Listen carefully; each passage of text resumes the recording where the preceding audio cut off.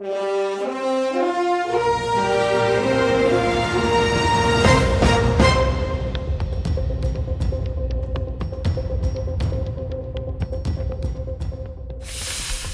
نەبێت.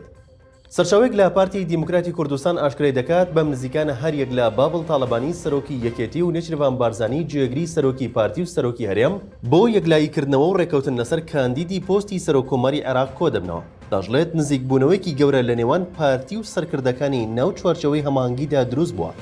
شێروان دووبەردانی پەرلەمانتاری پارتی لە پەرلەمانی عێراق لە چاوپێکەوتنێکی تەلەڤیزیۆنیدا ئاشکرای کردووە دەستوەردانی نەتەوەی گرتوەکان بۆ چارەسەرکردنی نەکۆکیەکانی نێوان پارتی و یەکێتی گرنگێکی زۆری بۆ چارەسەرکردنی قەیرانی سیاسی و کۆتاییهێنان بە چەقبەستوویی سیاسی لە عێراقدا هەیە.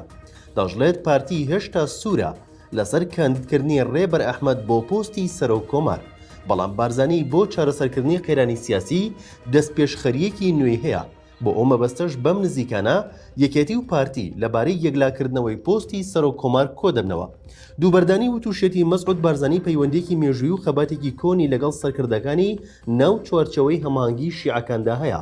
هەر بۆیە نزیکبوونەوەیکی گەورە لە نێوان پارتی و ئەو لایەنەدا دروست بووە. جەختیشی کردەوە تاوەکو سازان لە نێو ماڵی شیعە کە خۆی لە ڕەوتی سەدر و چوارچەوەی هەماهەنگیدا دەبینێتەوە دروست نەبێت، ئەوە کۆبوونەوەی تایبەت با هەڵبژاردننی سەرۆکۆمار لە پەرلەمان ئەنجام نادرێت. مەلەکاتێکدایە دوێنێ مەکتەبی سیاسی پارتی دیموکراتی کوردستان بە بۆنەی ساڵیادی دامەزرانی یەکێتی پەیامێکی ئاراستەی ئەو حیزبە کرد و لە پەیامەکەیدا داوای یەکڕێزی و کاری پێکەوەی و پاراستنی قەواری هەرێم دەکات. لە پەیامەکەی مەکتەبی سیاسی پارتی دیموکراتی کوردستاندا هاتووە. وێڕای پیرۆزبایی ساڵیادی دامەزرانی یەکێتی جەخت دەکەینەوە لەسەر هەماهەنگی و تەبایی و دۆستایەتی نێوانمان و تێکڕای هێز و لایەنە سیاسیەکانی کوردستان بۆ زیاتر هاودەنگی و یەکڕێزی و داکۆکیکردن لەو ئەزمونە و دەستکەوتەکانمان. هەر لە پەیامەکەیدا مەکتەبی سیاسی پارتی داوای پتەوکردنی گیانی یەکگوتاری و یەکهەڵوێستی سیاسی بۆ چارەسەرکردنی گیرروگرفت و کێشەکان و پاڵپشتیکردنی حکوومەت و پاراستنی قەواری هەرێمی کوردستان دەکات.